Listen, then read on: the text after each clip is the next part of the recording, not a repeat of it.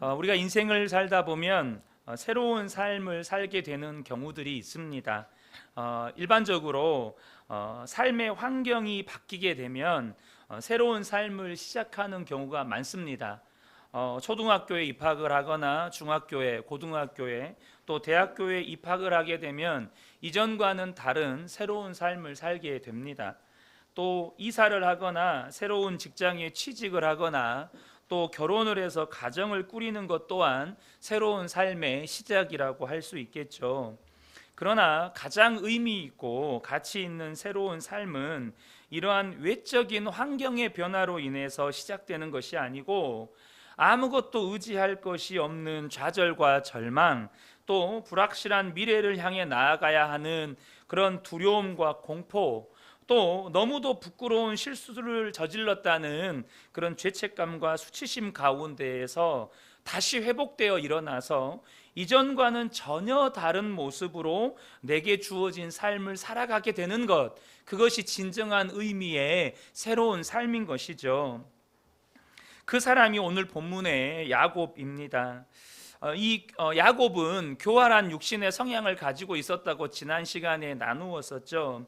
그런 교활한 육신의 성향을 가진 야곱은 형의 배고픔을 이용해서 장자권을 빼앗았고, 또 거짓으로 아버지를 속여서 축복을 받아냈지만 분노한 형을 피해서 집을 도망치듯이 떠나야만 했습니다.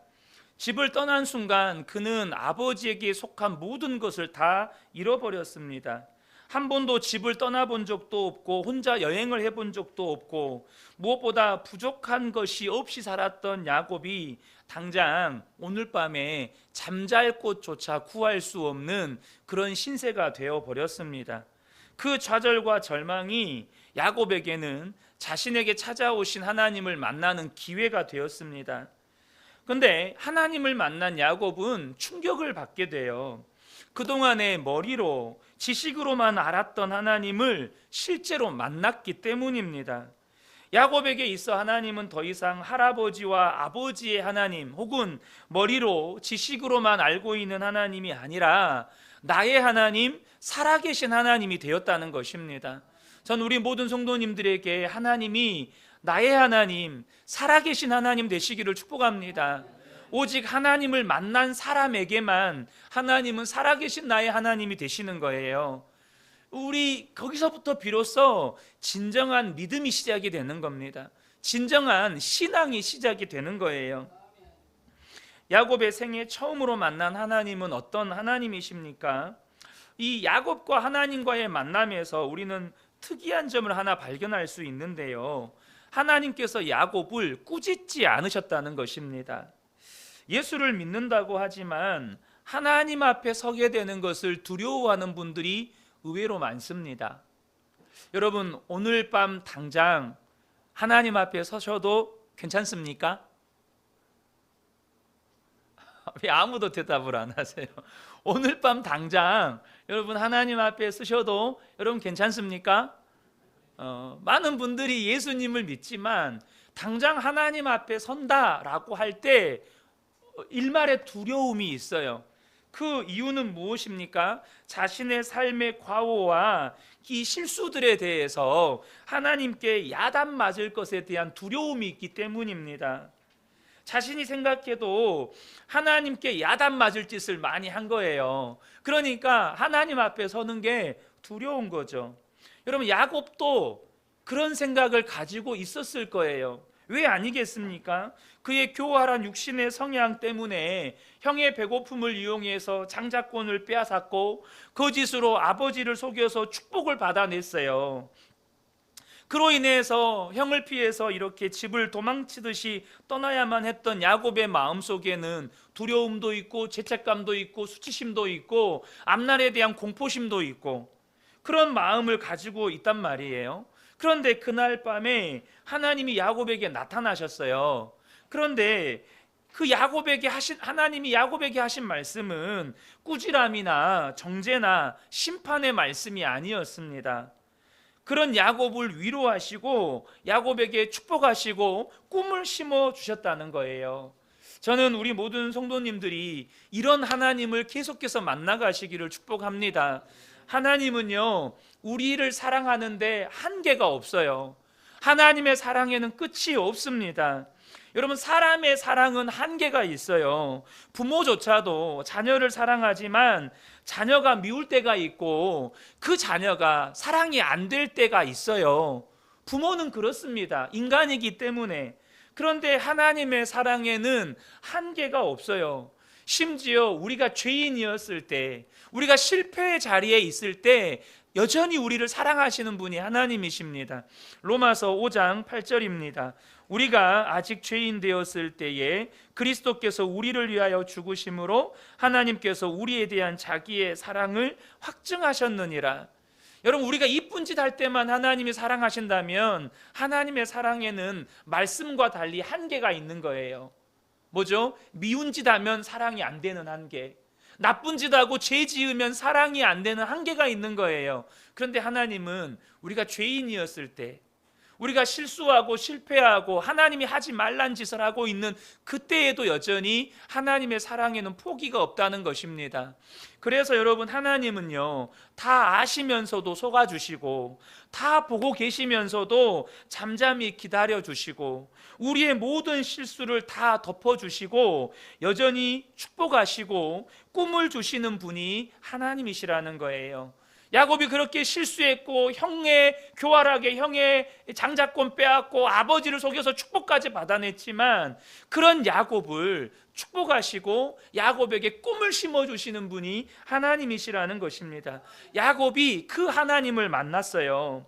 그리고 잠에서 깨어서 베고 자던 돌베개를 세워 기름을 붓고 하나님께 예배를 드립니다. 아마도 야곱의 생애 처음으로 하나님께 진정으로 드린 예배였을 거예요. 그 전에는 아버지 따라 그냥 아버지가 제사 드리니까 그냥 제사 드리는 거예요. 아버지가 드리니까 따라서, 또 아버지가 어렸을 때는 이놈 하니까 그냥 아버지 따라서 그냥 제사를 드렸어요. 근데 야곱이 처음으로 하나님을 만나서 그가 스스로 하나님 앞에 기둥을 세우고 기름을 붓고 하나님께 예배를 드립니다. 하나님을 만나니까 야곱의 삶에 참된 예배가 시작이 되는 거예요. 야곱의 삶이 한순간에 바뀌어 버립니다. 어젯밤에 잠들기 전까지만 해도 그는 두려움과 공포와 죄책감과 수치심과 또한 그런 실수에 대한 좌절과 절망을 가지고 있었어요. 그런데 하나님을 만난 이후로 완전히 야곱의 삶에 반전이 일어나는 것입니다. 여러분, 하나님은 반전의 하나님이세요. 우리가 그런 실수와 실패와 절망 가운데 있을 때 하나님을 만나게 되면 우리의 삶은 완전히 반전이 됩니다. 새로운 삶이 시작이 돼요. 물론 야곱의 처지와 형편은 그대로입니다. 여전히 베델 들판이고 아직 바뀐 건 아무것도 없어요. 그러나 야곱의 마음이 바뀌었고 야곱의 생각이 바뀌었고 무엇보다 야곱의 믿음에 대전환이 일어납니다. 머리로만 알고 있는 하나님, 지식으로만 알고 있는 하나님이 아니라 살아계신 나의 하나님이 된 거예요. 나를 만나주시는 살아계신 나의 하나님이 된 거예요. 엄청난 믿음에 여러분 대반전이 일어난 겁니다. 이처럼 하나님을 만나면 사람은 새로워집니다. 과거의 실패와 실수로 인한 좌절과 상처는 치유되고 삶의 방황은 끝이 나고 미래에 대한 소망이 생기게 된다는 거예요. 하나님을 만난 사람에게 미래가 열립니다. 하나님을 만난 사람은요, 삶이 새로워지는 거예요. 드디어 야곱이 동방 사람의 땅에 이르게 됩니다. 1절에서 3절을 보겠습니다. 야곱이 길을 떠나 동방 사람의 땅에 이르러 본즉 들에 우물이 있고 그 곁에 양 세 떼가 누워 있으니 이는 목자들이 그 우물에서 양떼에게 물을 먹임이라. 큰 돌로 우물 아귀를 덮었다가 모든 떼가 모이면 그들이 우물 아귀에서 돌을 옮기고 그 양떼에게 물을 먹이고는 우물 아귀 그 자리에 다시 그 돌을 덮더라. 이렇게 말씀합니다. 이 가나안 땅에서 하란 땅까지는 직선 거리만 여러분 600km 정도 됩니다. 직선 거리만. 그러니까 이렇게 꾸불꾸불한 지형을 감안하면 대략 800km 이상, 뭐 어떤 학자들은 뭐 1000km 이상 뭐 이렇게 이야기도 하는데 대략 800km 이상을 이동을 한 거예요. 그런데 그 800km 이상을 이동을 하면서도 야곱이 힘든 줄을 몰라요. 본문에 제가 색으로 표시해 놓은 이 길을 떠나라는 히브리어 동사는 그가 발을 들어 올렸다라는 의미입니다. 그러니까 이 말은요, 야곱이 베델에서 하나님을 만난 이후에 그 마음 안에 소망과 부푼 꿈을 가지게 된 거예요. 마음이 완전히 바뀐 거예요. 전날까지만 해도 두려움과 공포심과 좌절과 절망이 있었는데 하나님을 만나고 나니까 내 안에 막 기쁨이 있고 기대가 있고 미래에 대한 막 소망이 있고 마음이 완전히 달라진 그 상태로 발을 들어 올렸다, 이런 뜻이에요. 완전히 새로운 삶이 시작되었다는 것입니다. 그의 발걸음이 가벼워서 빠른 속도로 그 발걸음을 진행했다는 거예요. 여러분, 하나님을 만난 사람은요, 삶의 의미가 생기고 목적이 생깁니다. 똑같은 삶을 사는데 삶의 의미가 달라요. 아침에 이 눈을 떴을 때 눈을 뜨는 의미가 달라요. 하나님을 만나지 못한 사람은 오늘도 또 똑같은 직장 가서 또 똑같은 다람쥐 쳇바퀴 도는 일 또 해야 되나? 지겹다. 지친다. 근데 하나님을 만난 사람은 눈을 뜨면 그 하루가 하나님이 내게 주신 선물이 되는 거예요. 여러분, 오늘을 선물로 받으셨습니까? 안 받으셨어요? 전 아침마다 눈을 뜨면 고백합니다. 하나님, 오늘 하루를 저에게 선물로 주셔서 감사합니다. 눈 뜰 때마다 고백해요. 이 하루를 제게 선물로 주셔서 감사합니다. 억지로 고백하는 게 아니라 이 하루가 내게 선물이라는 게 믿어지기 때문에 나오는 고백이에요. 그렇게 하나님을 만난 사람에게는 똑같은 삶을 살아도 똑같은 일을 해도 의미가 다르고 그 일을 하는, 그 삶을 살아가는 목적이 생긴다는 거예요. 근데 이 동방 사람의 땅에 이르러서 우물을 발견했는데 그곳에서 목자들이 쉬고 있었어요.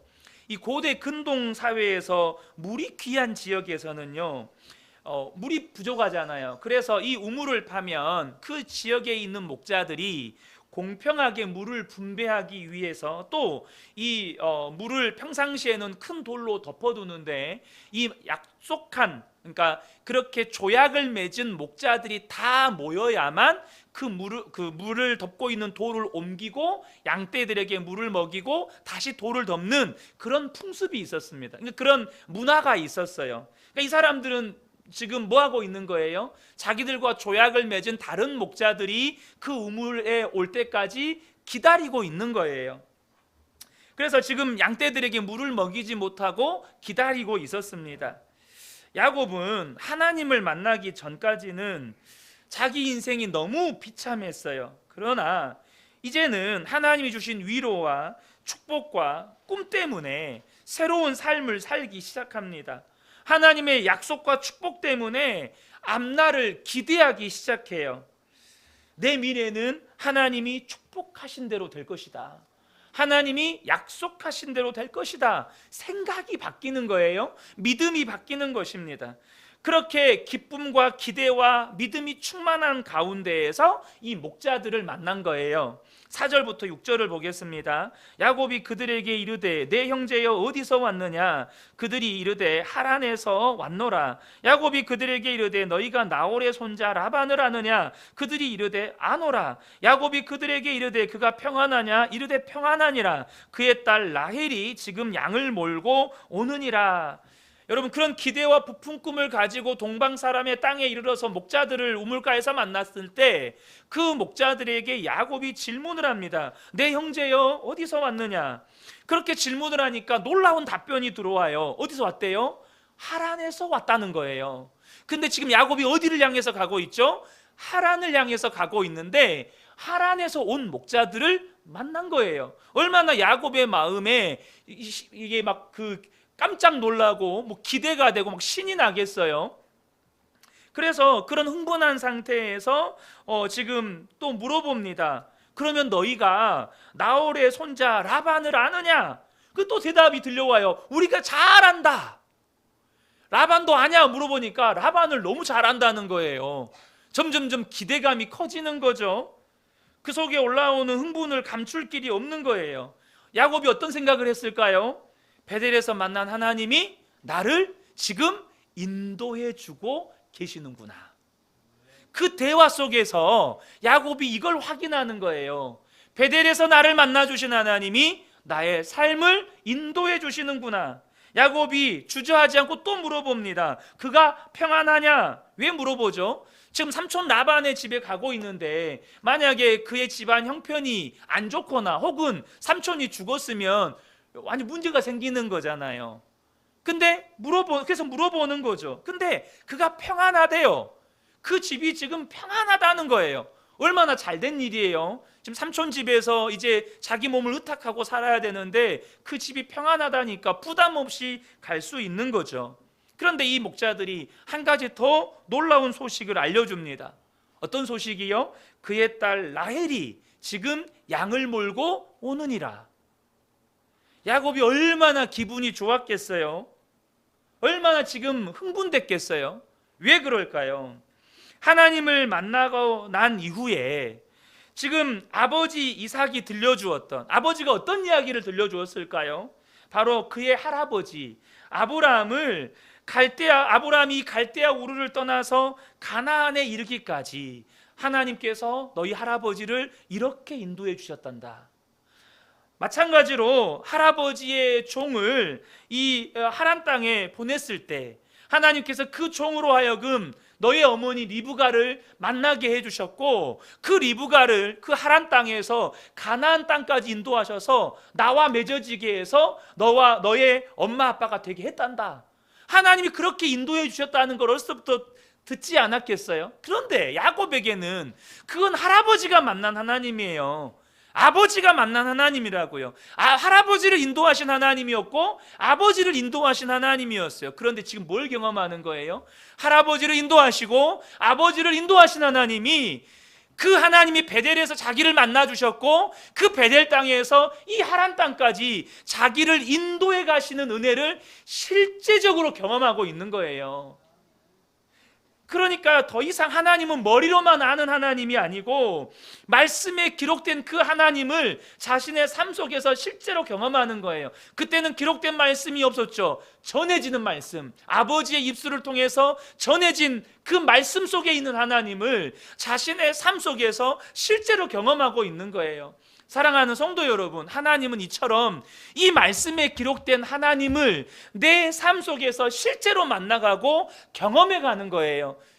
그때 비로소 우리의 신앙이 진짜 신앙이 되는 겁니다.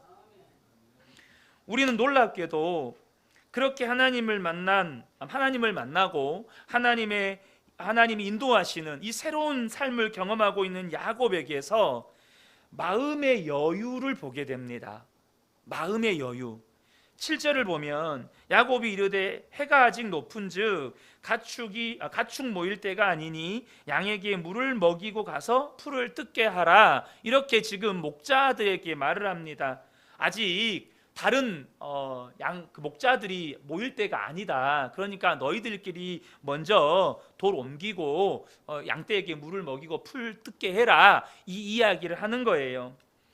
근데 여러분, 야곱이 어떤 사람인지를 알면 이 변화가 놀랍습니다. 여러분, 야곱은요 피를 나는 형제의 배고픔을 이용해서라도 그의 장자권을 빼앗아 올 만큼 교활하고 자기밖에 모르는 사람이에요. 형제의 배고픔을 이용해서 장자권을 빼앗아 와요.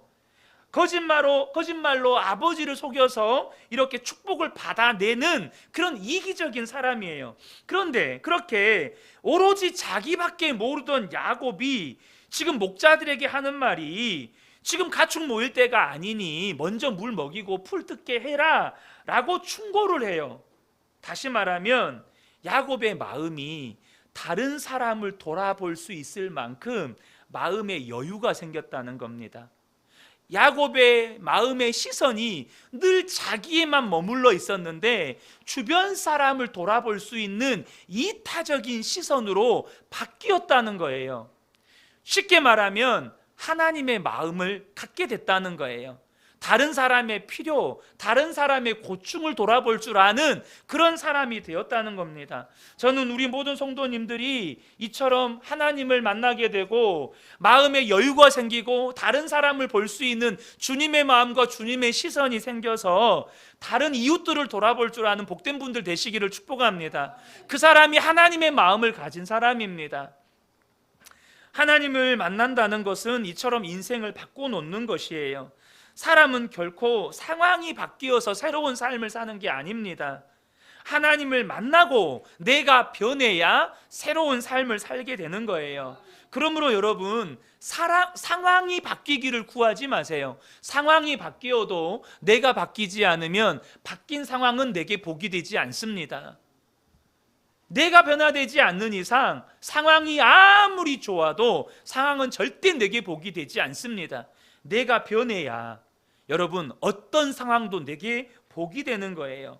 그러므로 뭘 구해야 돼요? 내가 변화되도록 구하셔야 한다는 겁니다. 내가 예수님 닮도록 구해야 한다는 거예요. 그런데 여기서 중요한 한 가지 사실을 또 하나 발견하게 되는데, 미래로 나아가려는 사람에게, 새로운 삶을 살기 원하는 사람에게 반드시 필요한 것이 있는데, 그것은 과거의 상처나 아픔을 단절해야 한다는 것입니다. 본문 9절부터 12절을 보겠습니다. 야곱이 그들과 말하는 동안에 라헬이 그의 아버지 양과 함께 오니 그가 그의 양들을 치고 있었기 때문이더라. 야곱이 그의 외삼촌 라반의 딸 라헬과 그의 외삼촌의 양을 보고 나아가 우물 아귀에서 돌을 옮기고 외삼촌 라반의 양떼에게 물을 먹이고 그가 라헬에게 입맞추고 소리내어 울며 그에게 자기가 그의 아버지의 생질이요 리브가의 아들됨을 말하였더니 라헬이 달려가서 그의 아버지에게 알림해.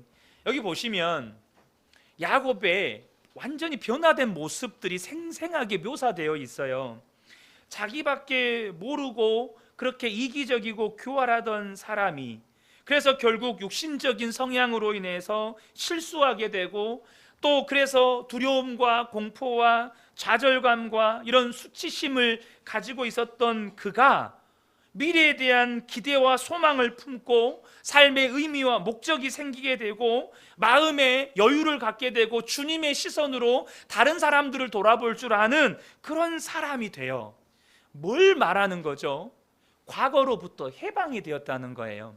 실패의 상처, 실수로 말미암아 그 마음에 가지게 되었던 상처와 아픔과 두려움과 그런 절망 가운데에서 해방되었다는 것입니다. 이 9절에서 12절에 앞서 나누었던 그 야곱이 목자들을 돌아보는 그 모습까지 그런 모습들을 보여주는 거예요. 지금 목자들과 이야기를 하고 있는데 삼촌 라반의 딸 라헬이 양떼를 이끌고 도착을 합니다. 근데 그때 라헬과 양떼를 보자마자 야곱이 뭐예요? 지금 우물에 아기를 덮고 있는 돌을 옮겨서 지금 그 삼촌의 양떼에게 물을 먹입니다. 사실 이 행동은 목자들이 싫어하는 행동이에요. 목자들도 지금 다른 목자들이 오지 않아서 대기하고 있는데 그거 아랑곳하지 않고 돌 옮겨서 이 라헬이 이끌고 온 양떼에게 물을 먹입니다. 그리고 라헬에게 입을 맞춰요. 이것은 뭐냐면 그 야곱의 흥분된 상태, 야곱의 기쁨의 상태, 야곱의 마음에 그 주님께서 주시는 그 실제 생생한 삶의 역사들을 보면서 너무너무 좋아하는 상태를 여러분 지금 보여주는 거예요. 여러분 지금 라헬 입장에서 한번 보죠. 갑자기 외간 남자가 돌 어귀에 우물 아귀에 돌을 옮기던지 내 양떼에다가 막 물을 먹여요. 막 물을 퍼가지고 물을 먹인단 말이에요. 그러더니 갑자기 와서 나에게 입을 맞춰요. 외간 남자가 얼굴도 모르고 처음 보는 남자가 나에게 와서 입을 맞춘다고요. 얼마나 당황했겠어요. 여러분 야곱이 언제 라헬에게 자신을 소개하냐면 입 맞추고 난 다음에 자신을 소개해요. 웃기죠? 처음 본 여자에게 입 맞추고 난 다음에 자신을 소개한단 말이에요. 그러니까 라헬은 엄청 당황해서 이 남자가 누구간데. 그러니까 그만큼 야곱이 완전히 그 마음이 주님이 주시는 기쁨과 감사와 막 흥분으로 가득 차 있다는 것입니다. 여러분, 우리가 인생을 살아가다 보면 실수든 실패든 그것은 우리의 마음에 상처를 남깁니다. 스크래치를 남겨요. 우리가 이번 여름 캠프 때 우리 아이들과 나누었던 말씀인데요, 베드로가 예수님을 끝까지 따라가는 일에 실패합니다. 그냥 실패가 아니라 너무나도 부끄럽고 수치스러운 실패였어요. 그 실패는 베드로 자신에게 너무나도 큰 아픔과 상처를 남겼습니다. 그러니까 베드로 자신도 자신이 용서가 안 되는 거예요. 그런 그를 부활하신 예수님이 갈릴리 호숫가에서 만나 주십니다. 그리고 베드로에게 3번에 걸쳐서 묻습니다. 요한의 아들 시몬아, 네가 나를 사랑하느냐? 3번 물으세요. 왜 3번 물으실까요? 베드로가 3번에 걸쳐서 예수님을 부인했기 때문입니다. 예수님을 부인했다는 말은 베드로가 지금 그 신앙 고백을 포기했다는 거예요. 주님을 향한 신앙 고백을 포기했다는 거예요. 주님을 향해서 베드로가 뭐라고 고백했었죠? 주는 그리스도시요 살아계신 하나님의 아들이십니다. 이렇게 고백했었고, 예수님도 그 베드로의 믿음을 칭찬했는데, 지금 죽음의 위기 앞에서 베드로가 뭐라고 고백해요? 나는 주님 모릅니다. 나는 갈릴리 나사렛 사람 그 예수 전혀 모릅니다. 그 베드로의 신앙 고백을 포기해버렸단 말이에요. 그런데 예수님께서 다시 그를 만나 주시면서 베드로에게 주님을 향해 올바른 믿음의 고백을 할 수 있는 기회를 주시는 거예요. 베드로가 뭐라고 고백하죠? 주님, 제가 주님을 사랑하는 줄 주님이 아십니다. 비록 실패했지만 다시 주님을 향해서 믿음의 고백, 올바른 믿음의 고백을 할 수 있도록 주님이 그에게 그런 환경과 여건을 열어주신 거예요. 제가 이런 비유를 들었어요. 제가 바람을 피웠어요. 제가 바람을 피웠다고요. 제가 바람 피운 걸 저희 아내가 봤어요. 여러분, 제가 저희 아내한테 사랑한다고 다시 가서 말할 수 있어요?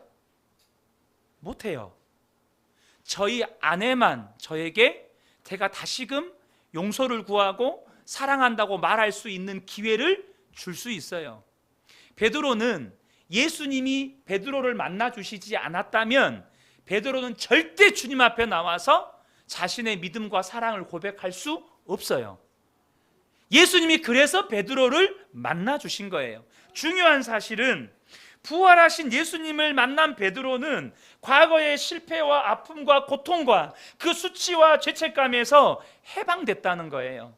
그래서 베드로가 과거에 묶인 인생이 아니고 미래로 나아가는, 다시 사명을 회복해서 앞으로 나아가는 삶을 살 수 있었다는 것입니다. 그래서 요한복음 21장 18절 19절을 보면 내가 진실로 진실로 내게 이르노니 네가 젊어서는 스스로 띠띠고 원하는 곳으로 다녔거니와 늙어서는 내 팔을 벌리리니 남이 내게 띠띠우고 원하지 아니하는 곳으로 데려가리라. 이 말씀을 하심은 베드로가 어떠한 죽음으로 하나님께 영광을 돌릴 것을 가리키심이려라. 이 말씀을 하시고 베드로에게 이르시되 나를 따르라.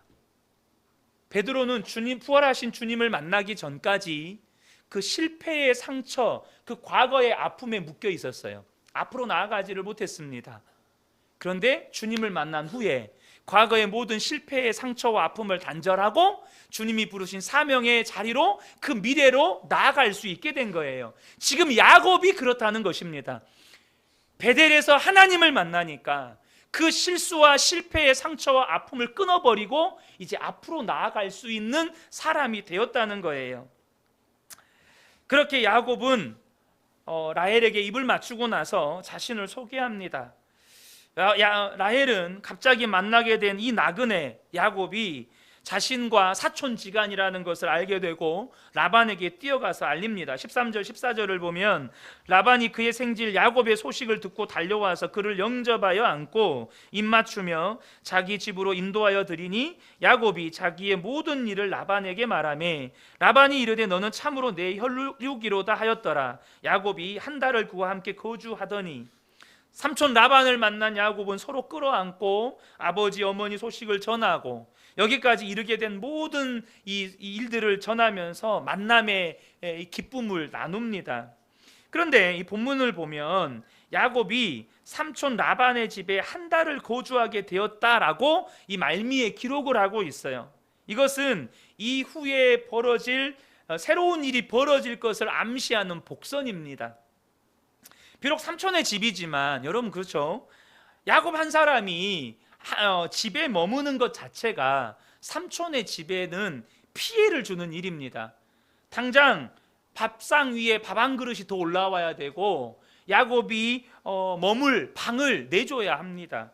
그러니까 머무는 것 자체로 뭐 하루 이틀 사흘 이렇게 잠깐 지내는 것은 반갑지만 아무리 족하지만 한 달, 두 달, 석 달 여러분 있으면 힘들잖아요. 근데 어떤 사람들은 공짜 좋아합니다. 놀고 먹기 좋아합니다. 그것이 상대방에게 피해를 끼치는 일임에도 불구하고 별로 개의치 않아 합니다. 그런데 오늘 본문에 나온 야곱은 그렇지 않았다는 거예요. 야곱은요 그 한 달간 삼촌 집에 머물면서 열심히 삼촌의 일을 돕습니다. 그리고 한 달 동안 야곱을 관찰한 라반은 야곱이 유능한 목자라는 사실을 알게 됩니다. 그래서 이 한 달 동안 거주한 결과가 15절이에요.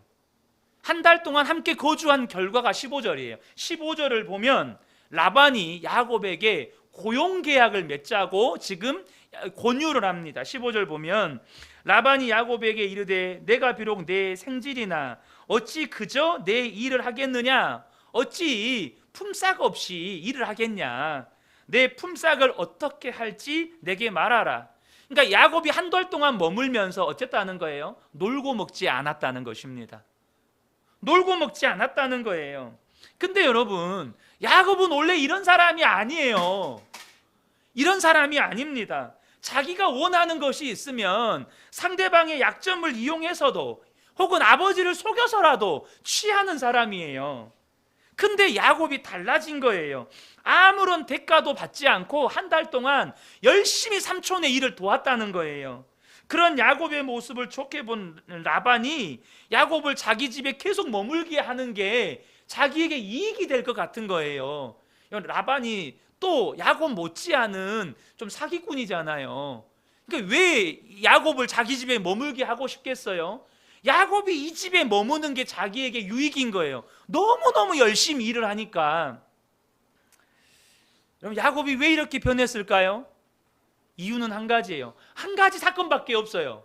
하나님을 만났기 때문입니다. 하나님을 만났기 때문이에요. 하나님을 만난 야곱이 달라졌어요. 그는 더 이상 남에게 피해를 끼치는 사람이 아니에요. 오히려 남을 돕는 사람이 된 거예요. 저는 우리 성도님들이 어디를 가든지 이렇게 사랑받는 분들이 되시기를 축복합니다. 어느 직장에 취직을 하면 그 직장 상사가 떠나지 말라고 붙잡는 분들, 야 네가 있으면 우리 회사에 이렇게 유익이 된다. 나는 월급 더 올려줄 테니까 떠나지 말고 우리 회사에 계속 같이 일하자. 이렇게 붙잡는 분들, 사장님들에게 사랑받는 분들, 그런 분들 되시기를 축복합니다. 여기서 중요한 메시지가 있는데요. 여러분 성도는요 직장이 있고 월급을 받기 때문에 열심히 일하는 게 아니에요. 내가 여기에 내 직장이고 거기서 월급 주니까 월급에 딱 맞게 열심히 일하는 그런 사람이 아닙니다. 대부분의 사람들은 직장이 있기 때문에 월급을 주기 때문에 혹은 더 많은 월급을 받기를 바라서 열심히 일합니다. 그런데 하나님을 만난 야곱은 이제 하나님이 자신을 부르신 그 자리에서, 자신을 인도하신 그 자리에서 아무 대가 없이 열심히 일했습니다. 그러니까 직장이 생기고 월급이 생겼습니다. 반대예요. 하나님의 원리는 세상의 원리가 아니에요. 제가 대학교 때 함께 교회에 다녔던 선배 이야기입니다. 저보다 1년 선배인데 이분은 이제 이 선배는 대학 졸업하기 전에 겨울방학 때, 그러니까 졸업하기 전 겨울방학 때 한 외국계 회사에서 아르바이트를 3개월 했어요. 자기 전공 일도 아니었고 직장을 얻기 전에 이제 대학도 곧 졸업인데 부모님한테 용돈 받고 생활하기 그러니까 아르바이트를 할 목적으로 직장에 들어가서 이렇게 사무 보조를 3개월 동안 했어요. 그래서 그곳에서 최선을 다해서 일을 했습니다. 그런데 3개월이 지난 후에 그 회사에서 정규 사원 채용 제의를 받았어요. 여러분, 당시는요 IMF 시절이었기 때문에 직장 취업하기가 굉장히 어려웠던 시절이었습니다. 저랑 함께 기숙사 방을 이용했던 공대, 여러분 전대 공대 그때 나왔으면 어지간한 대기업 다 들어갈 때였어요. 그런데 자기가 공대 학창 시절에 IMF 전에 쳐다보지도 않았던 중소기업의 면접을 보러 가는데 떨어졌어요. 그만큼 취업하기가 어려웠습니다. 그런데 지금 그 회사에서 대기업 수준의 연봉을, 그것도 달러로, 그것도 주급으로 지급하겠다고 고용계약을 맺자는 거예요. 대기업 수준의 연봉을. 알고 봤더니 그 3개월 아르바이트 기간이 정규 사원 채용 심사였어요. 정규 사원 채용 심사였어요. 몰랐어요, 이 선배는. 근데 3개월 동안 같이 사무실에서 일했던 이 동료들이 너무 일을 잘한다는 거예요. 사람이 너무 좋다는 거예요. 다 높은 점수를 주니까 이 아르바이트생을 꼭 우리 회사에 사원으로 채용했으면 좋겠다고, 사원들이 전부 다 높은 점수를 주니까 사장님이 와서 외국인 사장님이 와서 정규 사원 채용 고용계약을 맺은 거예요. 지금 야곱이 그렇잖아요. 야곱이 그렇다는 거예요. 우리 미래 세대들 잘 들으세요. 회사가 있고 더 많은 월급 받기 위해서 일하는 게 아니에요. 나를 부르신 곳에서, 나를 그곳에 부르셨으니 사명감 가지고 최선을 다해서 말씀에 순종해서 그곳에서 살아가면 하나님이 때를 따라 높이십니다. 때가 되면 하나님께서 높이세요. 이에 야곱이 라반에게 대답을 합니다. 16절부터 18절입니다. 라반에게 두 딸이 있으니 언니의 이름은 레아요 아우의 이름은 라헬이라. 레아는 시력이 약하고 라헬은 곱고 아리따우니 야곱이 라헬을 더 사랑함으로 대답하되 내가 외삼촌의 작은 딸 라헬을 위하여 외삼촌에게 7년을 섬기리이다. 여기서 우리가 주목할 것은 야곱이 아버지 집을 떠날 때 아버지로부터 두 가지 당부를 받습니다. 하나는 가나안 여인과 결혼하지 말라.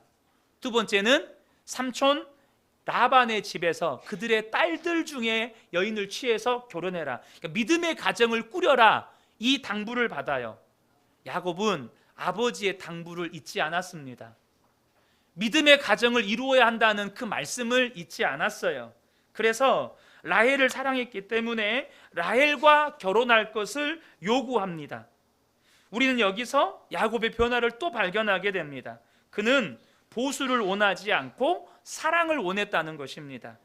그는 과거에 욕심 많고 사기꾼 같은 사람이었습니다. 그런데 이제는 하나님을 만나고 나니 돈보다 사랑, 돈보다 가정을 원했다는 거예요. 믿음의 가정을 세우기를 원했다는 거예요.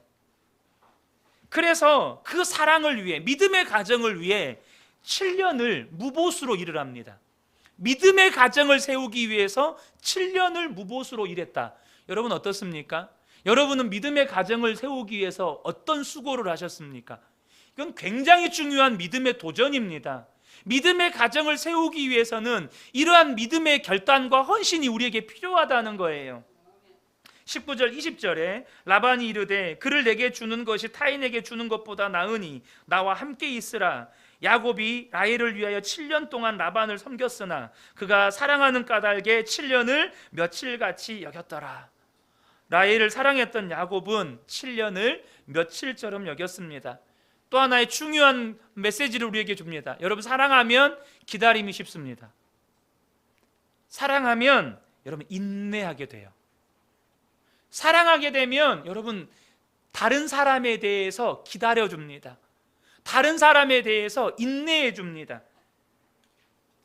이것이 변화된 야곱의 모습이었습니다. 짧은 시간 안에 이 변화된 야곱의 모습을 소개하려다 보니 막 급하게 달려왔는데요.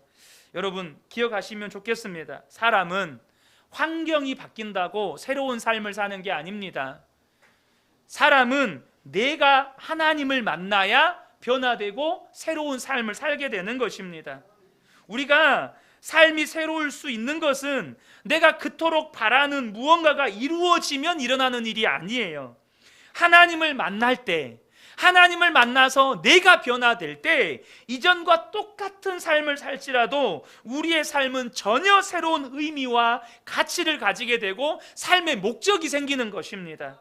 사랑하는 성도 여러분, 상황이 바뀌기를 구하지 마시고 내가 변화되기를 구하십시오. 하나님을 만나기를 구하십시오. 하나님의 얼굴을 구하고 하나님의 사랑을 구하십시오. 날마다 주님을 바라보면서 주님과 동행하십시오. 그러면 똑같은 하루를 살아도 새로운 하루를 살게 되는 것입니다. 이 은혜가 우리 모든 성도님들께 임하시기를 예수님의 이름으로 축복합니다. 아멘.